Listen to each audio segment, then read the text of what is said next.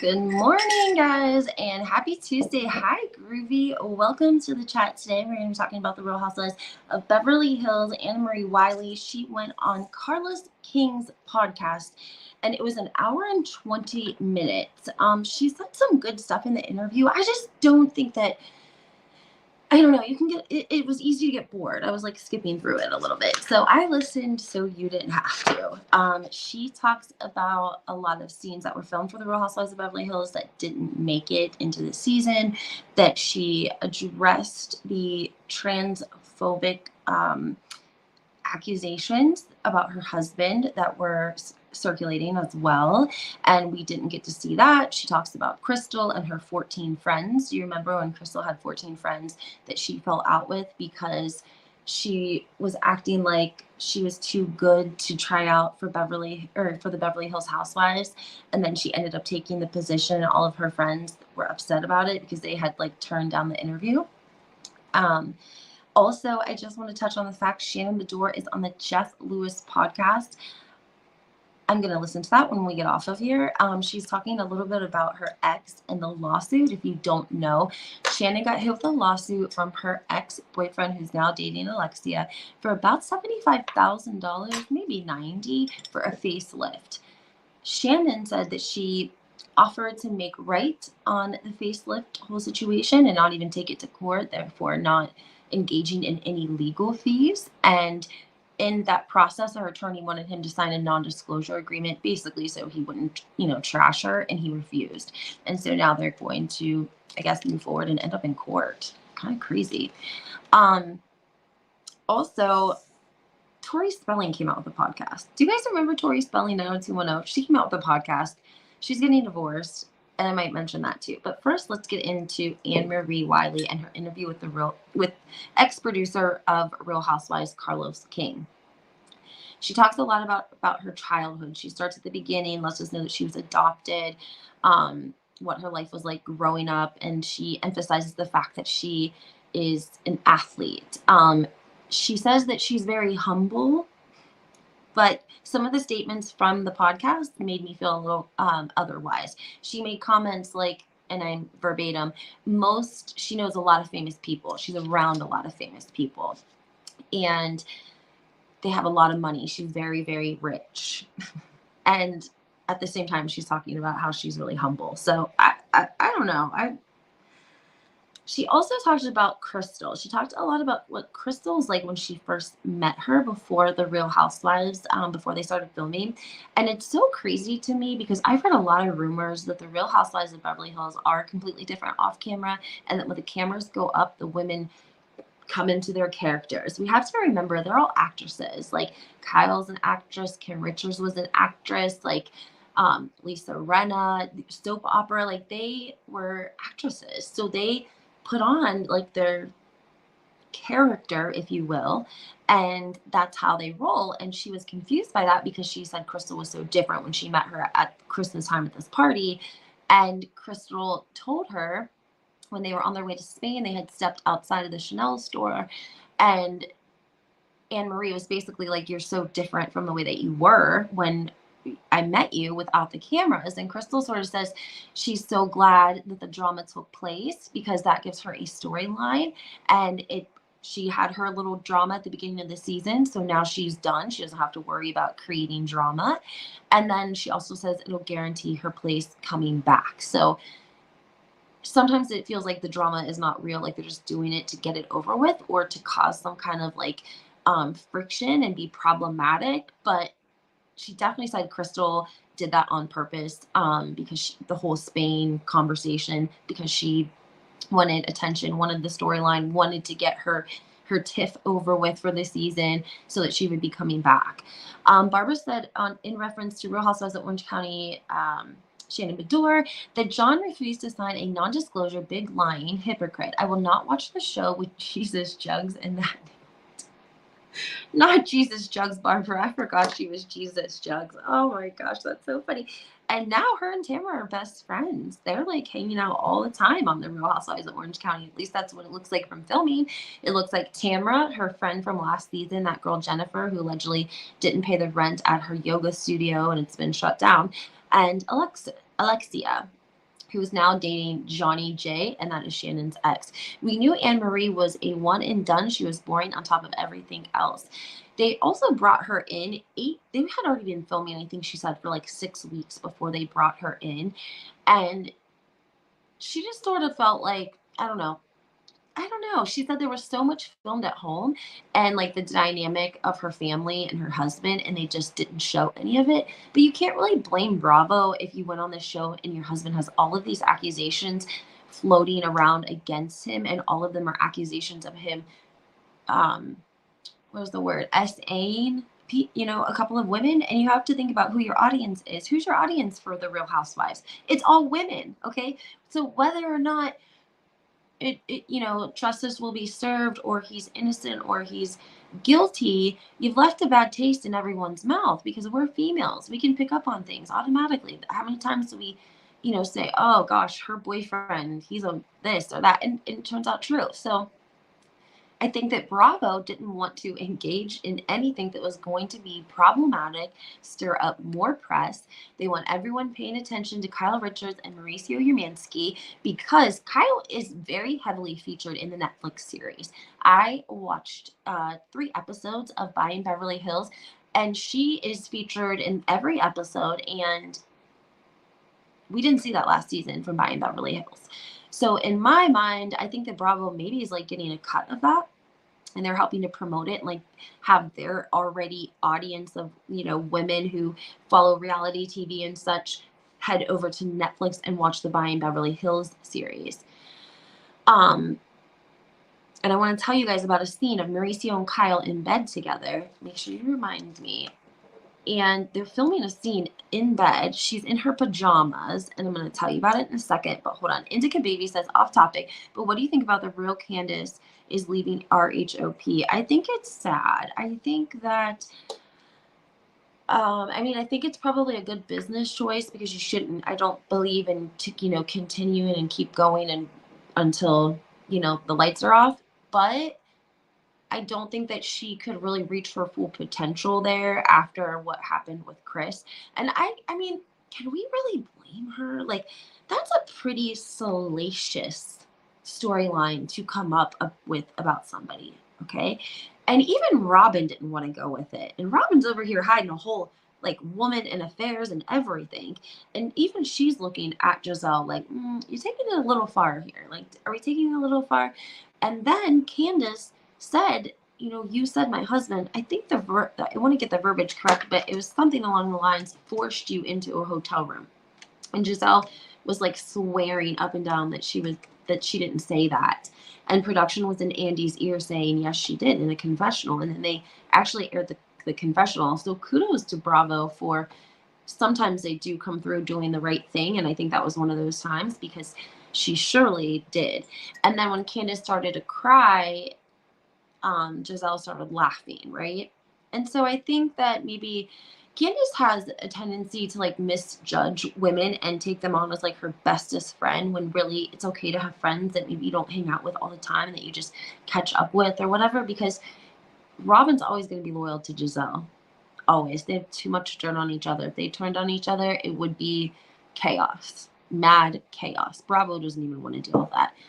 So Candace is never going to be able to have a relationship with Robin. Robin's best friends with Giselle. And I think that kind of stings a little bit too. You know what I mean? Like, I feel bad for Candace, but I think that she has a lot more potential. I just don't think that she's going to get where she wants to be on The Real Housewives because of all the other different dynamics.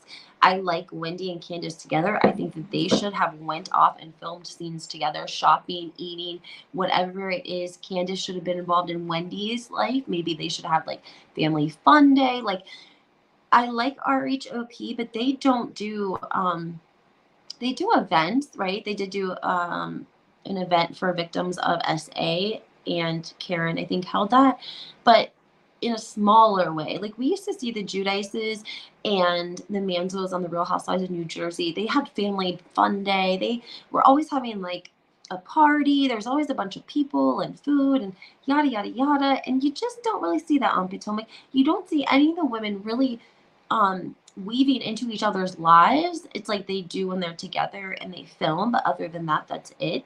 And Candace sort of brought Wendy on, and Wendy has hella potential. And if she's smart, she'll keep on with the Real Housewives until she can land herself a show or whatever her next goal is. But they could have went off and filmed together and been hilarious because Candace has a good sense of humor, and comic relief is everything. And they should have, like I said, went shopping, went to lunch. Did sometimes the housewives do like stupid, just stupid stuff, like anything that would have maybe been fun and lighthearted and a scene that they could have put in. And I just think that Candace and Wendy are sort of missing an opportunity to be united, like Giselle and Robin are.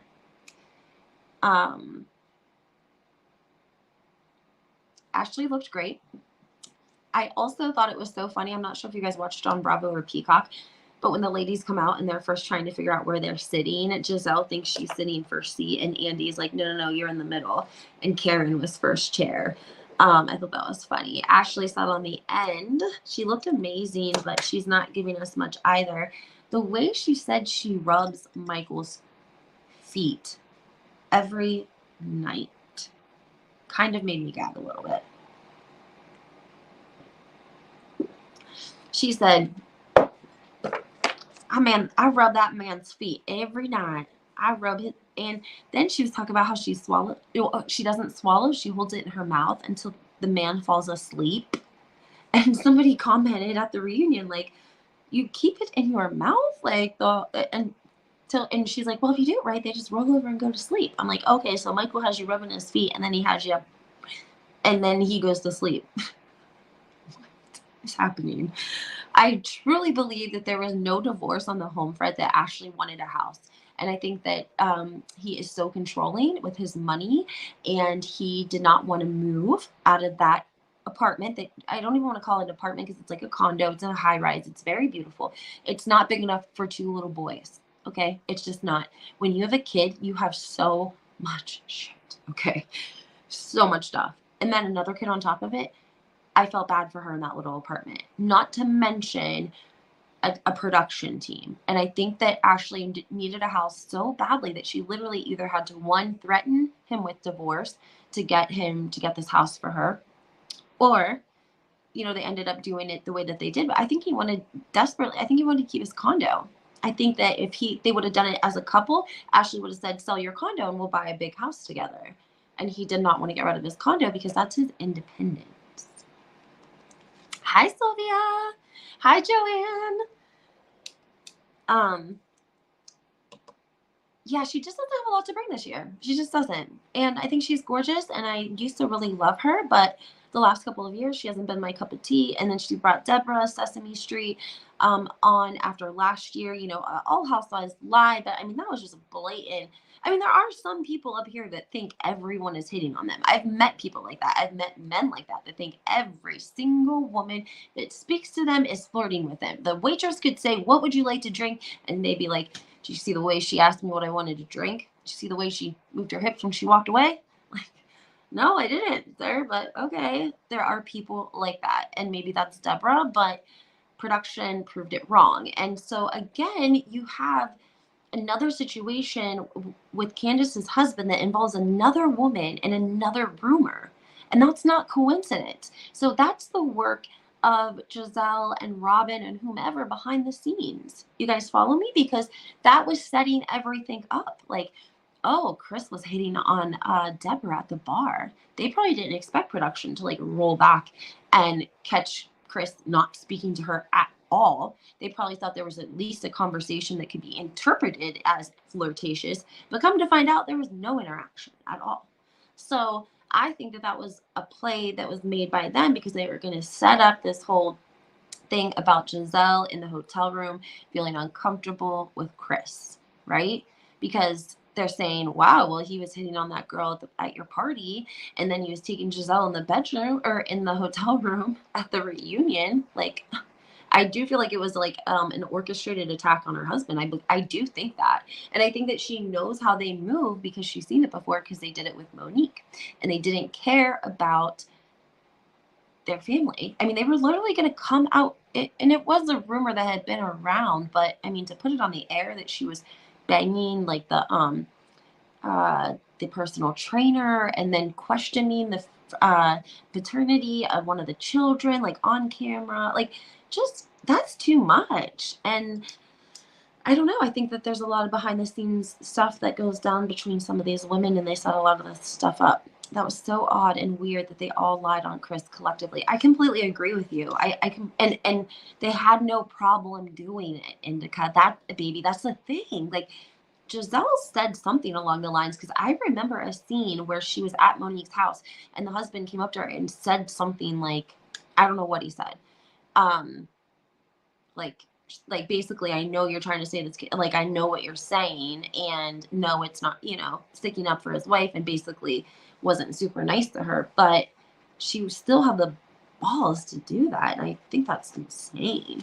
And but yet we can't know about one having an affair. Like we can't know about the credit card or the girl from Canada, but you're gonna come over here and make up a complete lie about the paternity of one of her children because there was rumors of an affair. Like that's a little harsh. A little harsh for me. Not to get off topic. I mean, we can still talk about Potomac if you want, but I just wanted to mention Kyle Richards and the whole Buying Beverly Hills scene that I wanted to tell you guys about, because again, you're going to see Kyle Richards in every episode of Buying Beverly Hills, which is really interesting. And then you have the 3 daughters. One thing that I found interesting was Sophia is the daughter that's newest to the real estate. She was the one that went to college in, I think, DC. She's joining the real estate team now, and they're all scared of her. She's like the witch out of all of them collectively. And it's kind of cute, but Mauricio is trying with Kyle.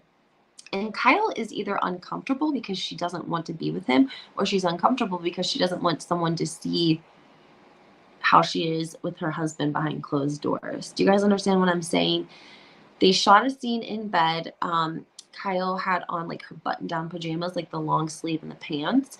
They crawl into bed and cover up, and Mauricio says like, give me a kiss goodnight or whatever. And so she leans in and kisses him. And he's like, can I have another one? And she's like, roll over and go to sleep. Like, get away from me. And he's like, oh, you don't have to be mean. Like, damn.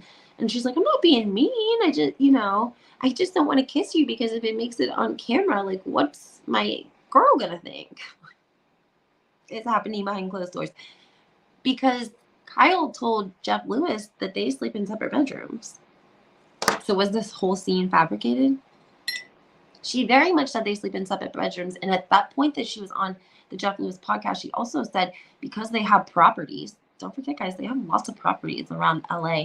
He was actually staying in one of their other houses until they could sort, the living situation out. So to me, I can't remember exactly when they filmed the Buying Beverly Hills series, but to me, it feels a little like, I don't think that scene was genuine because I don't think they're sleeping in the same bed together.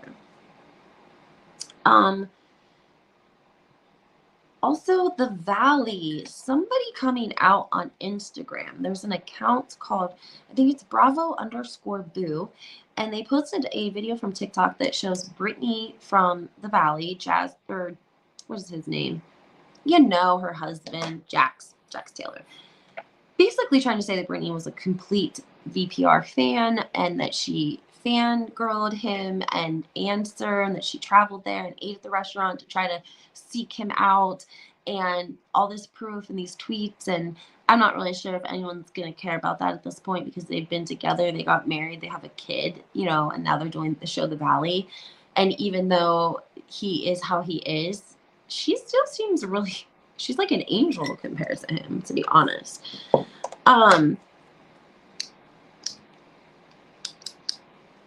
Also, another thing Annamarie said, again, talking about these transphobic tweets or texts or whatever that her husband had allegedly said or sent out, she said that they did address it on film with the ladies, not just a scene with her and her husband talking about it, but also a scene with her and the ladies, and that they were allegedly coming at her, and she had to sit there and take it and get slammed, and then they didn't air it. And so she was kind of like, why was I even on this episode? I didn't even start till 6 weeks in the middle of the season. Did you just need a chocolate girl? Is that what happened? She talks not very great about Garcelle. She says that Garcelle is a bully. She says that Garcelle didn't stick, is calling Dory a Karen, but at the same time, somebody else is, calling Annamarie something that could be interpreted, angry or whatever. And Garcelle doesn't say anything. And she said she kind of felt like Garcelle wanted to be the only one of color on the show, and she just didn't really want Annamarie around all like that. And I wanted to know what your guys' thoughts were. She also said, and this was some shade, she said, I really hope that Garcelle gets a boyfriend, finds a boyfriend, because she talks a lot about her ex-husband from 13 years ago. The only reason I might believe that is because she did mention her ex-husband this season. I can't remember exactly what it was verbatim. He was cheating on her, and she didn't find out till after they divorced, and she wrote up an email and sent it to all their loved ones, friends, and family.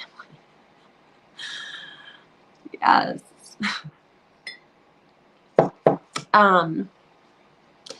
I really wanted to hear more about the Crystal's 14 friends that allegedly had turned down auditions for the Real Housewives of Beverly Hills because Crystal said it was lame and don't do it.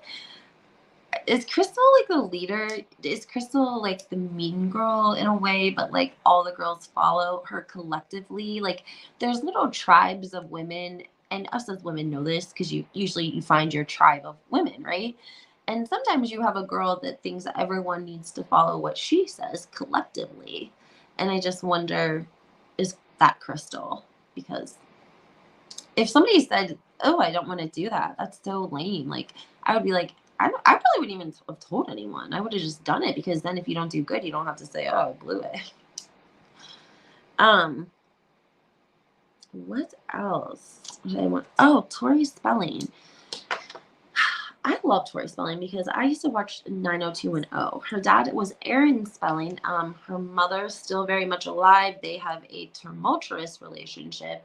Her father was so rich he bought a plot of land, which is actually very close to P. Diddy's house. P. Diddy lives on a road that is the most expensive road, I think, in the United States. The Playboy Mansion is on the corner down the street. And then you also have at the end the home that Aaron Spelling built, which was the biggest home in LA County at the time. I think it took years to build. He was already kind of older. Tori was 17, so she never even really got an opportunity to live in this house, this ginormous mansion.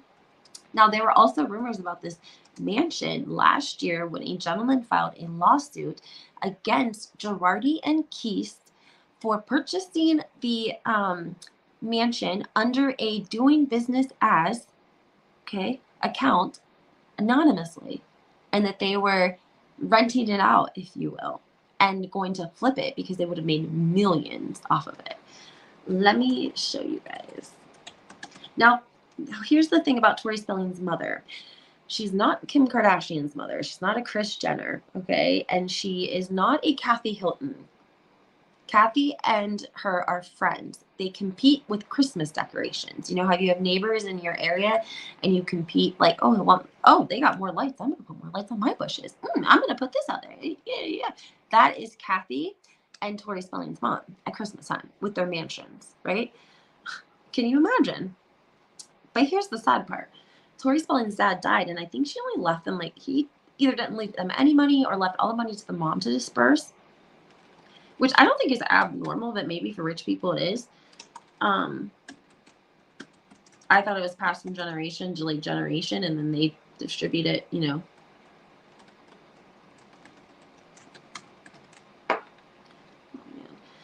The home even had a room that was just for wrapping gifts for Christmas. Something you may not know, Tori Spelling's mom had a liking for these very expensive dolls that she collected and bought for Tori Spelling that she had around her bedroom that were in cases. And after the dad died, she sold them, but she didn't give Tori the money. She allegedly gave Tori $100,000 and the son $100,000 after the dad died because Tori blows through money, allegedly. Tori gets married, she gets divorced, and then she gets with the man that she's with now. He is married as well. They met on a movie set, they start hooking up, They end up getting married. They have 5 kids. Okay. Can they afford 5 kids? I have no idea. I don't know. Every time Tori doesn't have something, people speak up like, where is her mother? Like, her mother is like almost a billionaire. Like, why is Tori living in an RV? Well, Tori has a podcast now, and she says that they were not living in the RV park. They were actually traveling in the summer months along the like everyone else does when they're in their RV and they travel and they just stop at places and sleep there. I remember a blind item about Tori Spelling that said she was doing a lot of it for press. At that time, she also posted a text message from a realtor. Tori Spelling had reached out to them because she had mold in her house. This was a big problem because they have the 5 kids and the kids were getting sick, and she was, filming all of this. And people were like, why doesn't her mom just buy her a house? Like, what is happening? Like, she's this wealthy ass woman. She's, the mom sold her house and she ended up moving into like a $1 million like apartment in LA. I want to say, something along the lines of like Heather Dubrow type thing. I'm going to show you guys a couple of pictures. I mean, it was massive.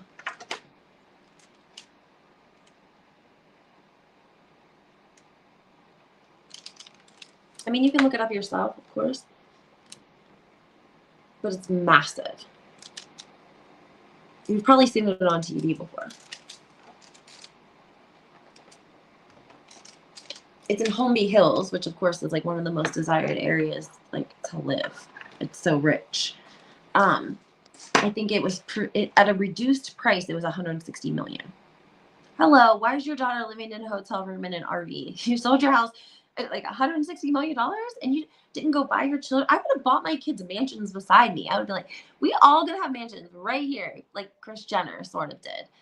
Did you know Dan Schneider, the one from Quiet on Set? He's a neighbor of Kris and Khloe because they built those mansions across the street from each other because they bought that little piece of land. And Dan Schneider is the one producer who has all these accusations against him, actually lives diagonal to them. I always found that a little weird. Why would you do that? The rumors around this man. Why would you build a house next to him? Even if you have security, even if your kids are, safe and barely, they have tons of privacy, it's still just knowing to me. That always made me raise an eyebrow. Are you guys following the whole P. Diddy thing? I'm going to start talking about it because there's so much going on with it that I can't even hold in anymore. Every day it's more and more stuff that's being released about him and these women and these parties and all the people involved. And now they're talking about Aaron Hall. I didn't know who Aaron Hall was because I was a little bit, I think, too older for like that early 90s era. But wow, I saw a little video of, I cannot remember her name. She is the woman who was like a backup singer for the Roots on late night, and she does interviews on podcasts, and she's been revealing a lot about the industry and Jay-Z and the different rappers. And she was on tour actually with Aaron Hall years and years ago, and she said like she sort of just lost faith in life when she started touring with these men because they would be like, oh honey, I love you so much, I'll see you in a couple months, and then they're at the first truck stop, looking for a hooker. And then the substances and the alcohol on top of it, she said that within the industry, the older women always warn the younger women, don't be alone with him. Don't be alone with him. Don't be alone with him. He gets so out of it. He's doing all kinds of crazy stuff. He did an interview where he was telling the gentleman that he likes to F. And he likes people to see him F because he got a big, and ask Puffy, ask Mace, they see me F. They've been to my house. They see me F. Okay. I'm scared. Like, mommy. Then they talk about the fact that he had a baby with this girl who was 16 when he started hooking up with her. And he says he had a stutter really bad. So he didn't even talk to her. She was like in the limo or in the car, and they arrived wherever they were going, and he said he just took her by the hand and led her upstairs to the bedroom. Now she ended up having a baby with him, and she of course alleges a life of a lot of toxicity and abuse. So that's crazy. And then also they said he was like probably sort of part of the person that would help distribute these tapes that P. Diddy would make with these sex workers, and him and whomever else.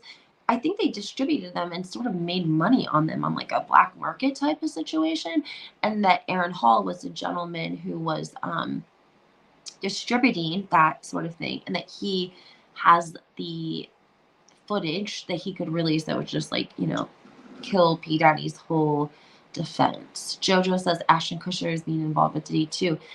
It's a lot of people. It is a lot of people, and it's what people have been saying for a long time. That's what's so crazy. Like, people have been talking about these people like Ashton Kutcher and his little string bracelet that's red that ties, and he was married to Demi Moore, and they used to practice the cabal, and they studied the cabal, and knowing what we know now about these sort of things, it's a little they're supporting Danny Masterson. I always use that's a great excuse. There's a whole movement going on in LA at the Scientology building in Hollywood because of Danny Masterson and the restaurant where he used to drug these women and then take them to his house. And we had Ashton Kutcher and Mila Kunis write letters in favor of Danny Masterson, asking the judge to give him a lighter sentence. And then they came out and did a video to us, and it was bullshit. I can't remember what they said, but they were addressing it because once it was leaked that they had supported Danny Masterson, they of course didn't want us to think that they had supported him, but they had. Jaguar Wright, thank you, JoJo. Yes, that is exactly who I was talking about. She has been doing different podcasts and interviews here and there, but boy, she knows her shit. She knows everything in the industry about these people, everything.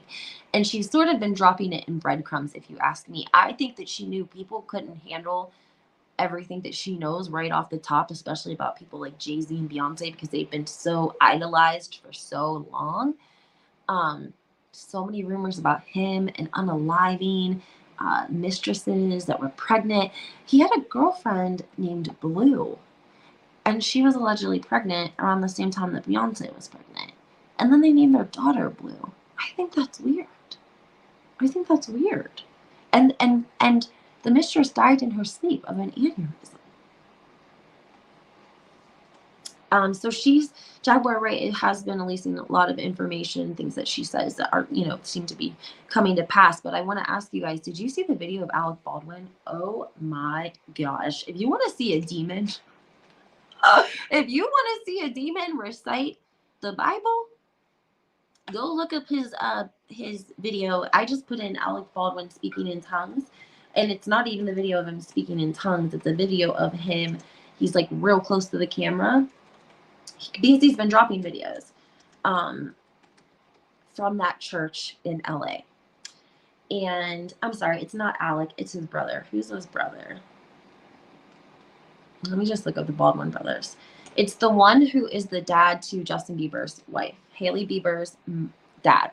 That's who it is. And she was a fangirl too. So if Britney's a fangirl, so was Hailey Bieber.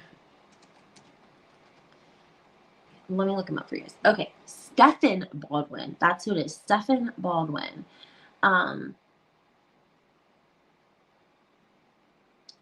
If you want to see a demon recite God's word, you can look up his video. I just put in like Baldwin speaking in tongues. It's going to give you several different options because he's in the band at the church. So of course he makes little videos, and he has like skulls on his shirt, and allegedly people think like he's talking about the rapture coming because he's, quoting things from the book of Revelations about, the eclipse. And he leans into the camera and he starts to talk, and people think that he's actually really religious. And it's like sad because you got to use your discernment. You got to pray and ask God for discernment, because that man, that's not God, that man. And he gets close to the camera and he says something along the lines of like, the Bible says to forgive your brother 7 times 70. And if you slap me in the face on one side and slap me on the face on the other side, you better run. It was just very, very, very, I felt like I had to like rebuke it after I watched it. I almost didn't even want to watch it. I wished I wouldn't after I did, because he was that creepy and that demonic.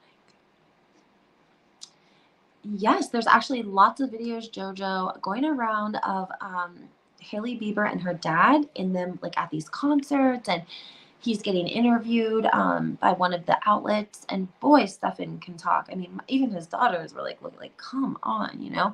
But yeah, I definitely think they set a lot of that up for sure.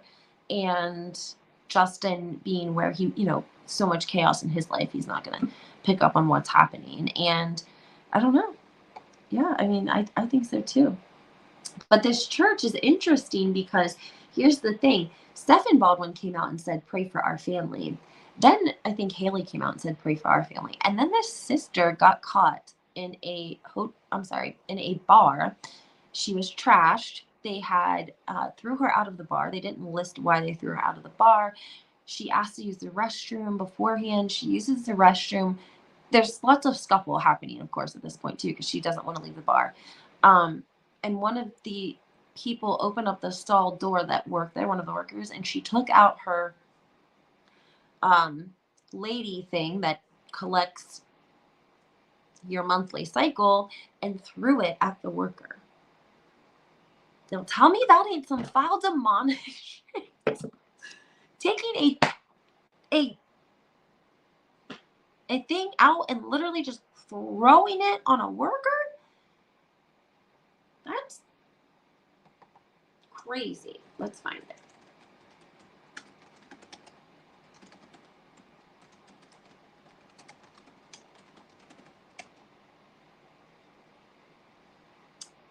She was arrested. MSNBC. She's 31, by the way. Too old to be acting this way. This is crazy. Wait till you guys hear this.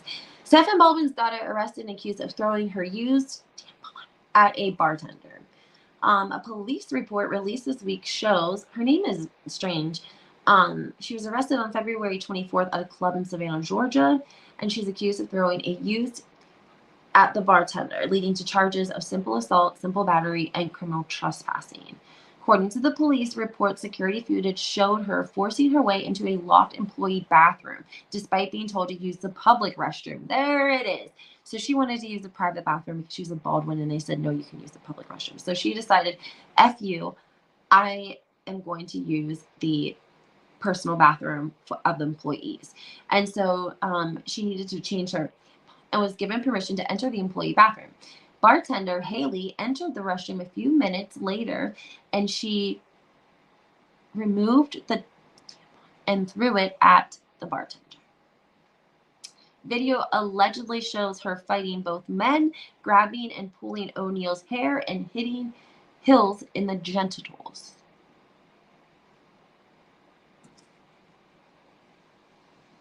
And that's Stefan's daughter. That's Haley's sister. She sounds so lovely.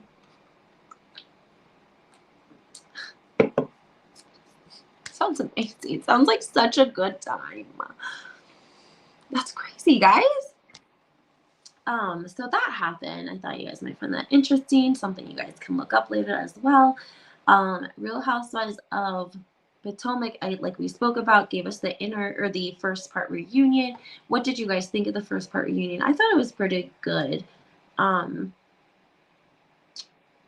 It was crazy because we haven't gotten Mia. We haven't heard anything from Mia, which I find a little bit weird. She's sitting first chair. She's waiting for it, and you can tell in the reunion. And isn't it so funny that he said Andy Cohen called her boyfriend the DJ, and she was like, he's a radio personality. Allegedly, they dated in high school. But I saw something that said, sadly, that he was someone who would have women and they would go do what they do and bring back the money to him. Okay. And allegedly, I saw in this Reddit thread that when Mia was on substances, which I didn't never know that she was, we know that her mother was, and her mother is in recovery, but like she was partying, I guess, and that she was part of that circle with him while he was like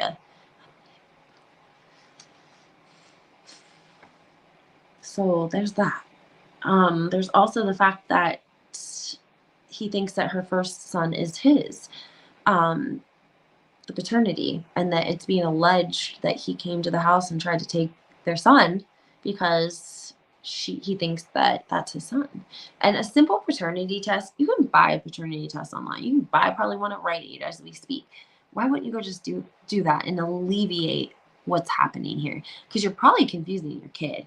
The fact that you guys are laying all of this out on national television and TMZ is kind of astonishing.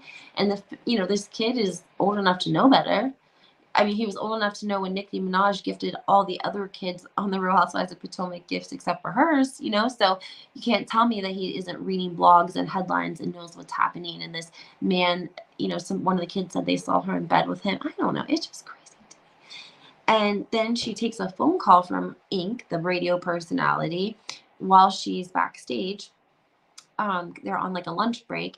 Gordon's standing behind her. He calls. It's a FaceTime, and they're oh, honey. Oh, you look amazing. Oh, you're showing some skin. Oh, okay, honey. Oh, girl, you look amazing. Telling each other they love each other in front of Gordon. Gordon is 100% in earshot. He's right behind her. And it was uncomfortable to watch. I felt even Gordon's voice got high.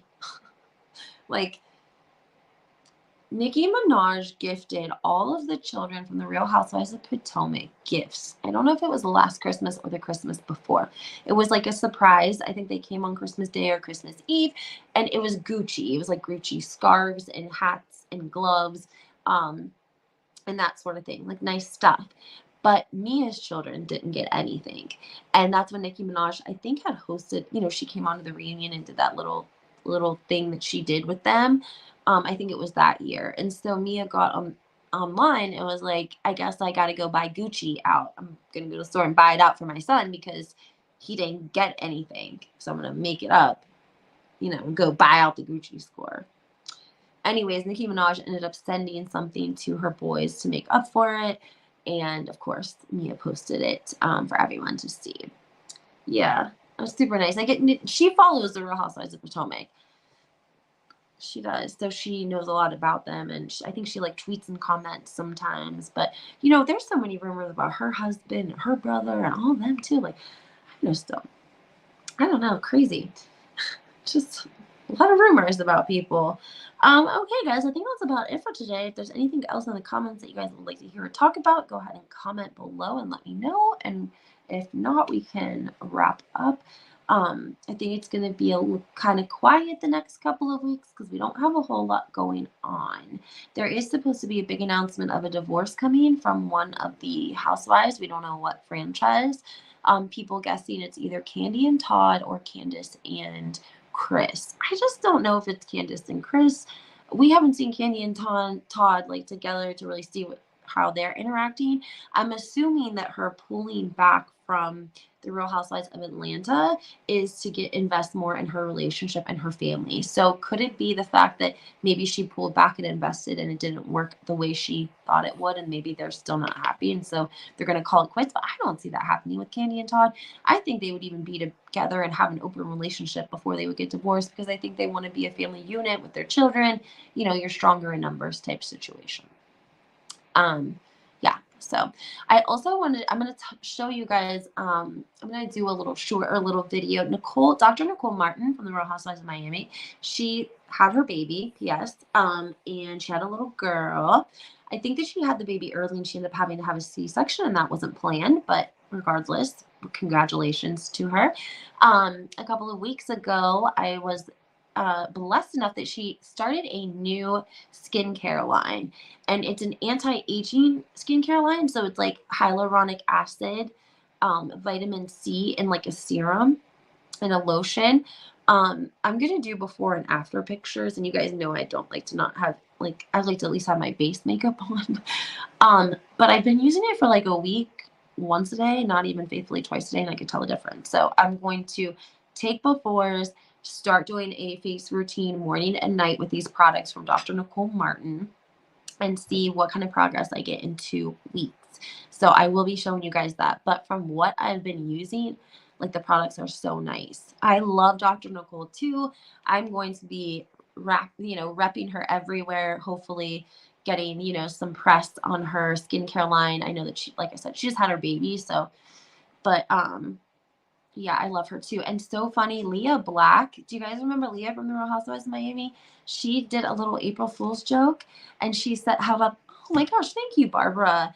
I always look at my imperfections, but I feel like that hyaluronic acid is helping it. I'm not even joking, and I'm not someone who always thinks, and they're high end products. They're not like $40. They're like $150. Like they are really nice.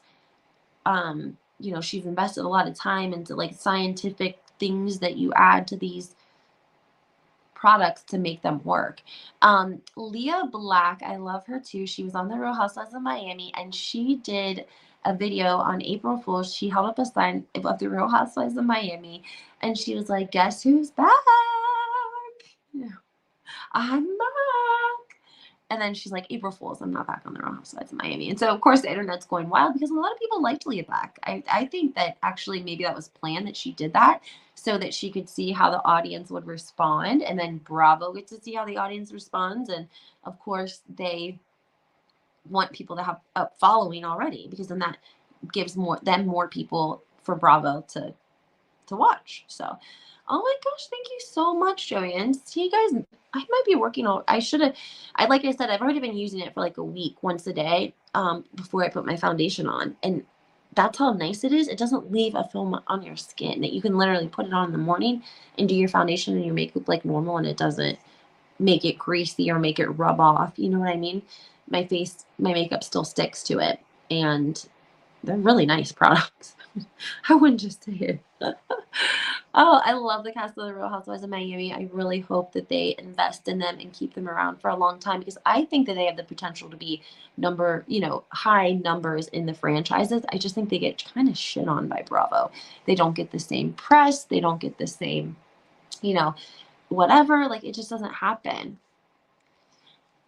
I'll email the woman and see if maybe she'll give me a discount code for you guys. Like, even if it was 20% off or something, that would be worth it. And I'll send you the website. I could probably put it. It's Exonic, I think is how you say it. It's like EXOTIC.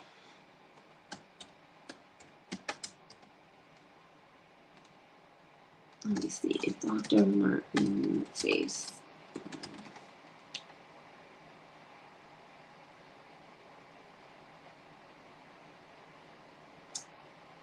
She said she stopped using cosmetic fillers on this as well, because she said she felt like it looked unnatural.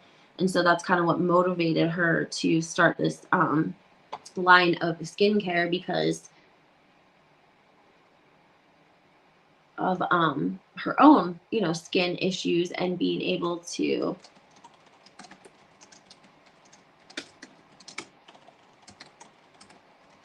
I met her once too in person. I met her like a year and a half ago in New York City.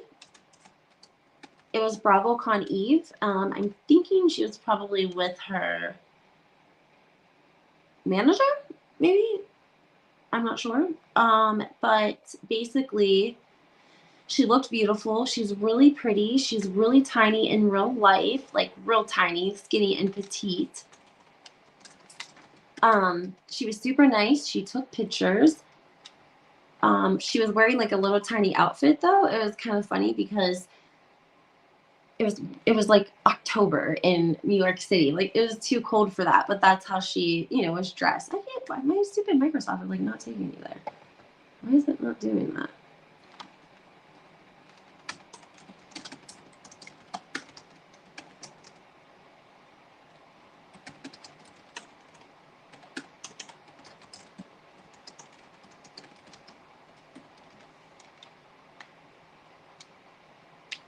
Here we go. Okay. It's like a weird name. It's EXOCEUTICALS. I'll have to put that in the comments. But like I said, hold off on ordering anything, guys, until I get you guys a discount code, okay? So the website is, I'm going to have to put it in there for you guys. You guys can Google the name of it. Again, it's like EXOCEUTICALS. I don't want to say it wrong. I think she does a little bit of a tutorial of it on her Instagram as well if you want to go look at it. And the website's actually really good in the way that it's very informative of what is in the product and what it's supposed to be doing. And that's, I've never seen vitamin C in a face serum. I've seen vitamin E in a face serum. And, I use it, but I feel like it doesn't even do anything, or it wipes off like it's not the best quality. And that's not what I got here. And so she's not using fillers anymore. She's just using the skincare line. And she is like an after sun treat. I mean, they have bundles, serums, lotion, moisturizers, brightening, tightening, anti-aging. And they're nice. I think they're going to shorten it. EXO is what, and maybe they'll call it XO. Maybe that's what the plan is. And again, like I said, she includes like a whole science section on how and why what is doing what. So I'm using the hyaluronic acid and the vitamin C serum, and then I did use some of the moisturizing around my eye, but just today. So I'll keep you guys posted on that, but that's where you guys can go. It's EXO Skin Simple Collections by Dr. Nicole Martin. And you can kind of look around from there, and I'll email their people and see if I can get you guys a discount code, and then I'll keep you posted. Okay? I hope you guys have a fantastic Tuesday, and we will chat soon. Bye, guys.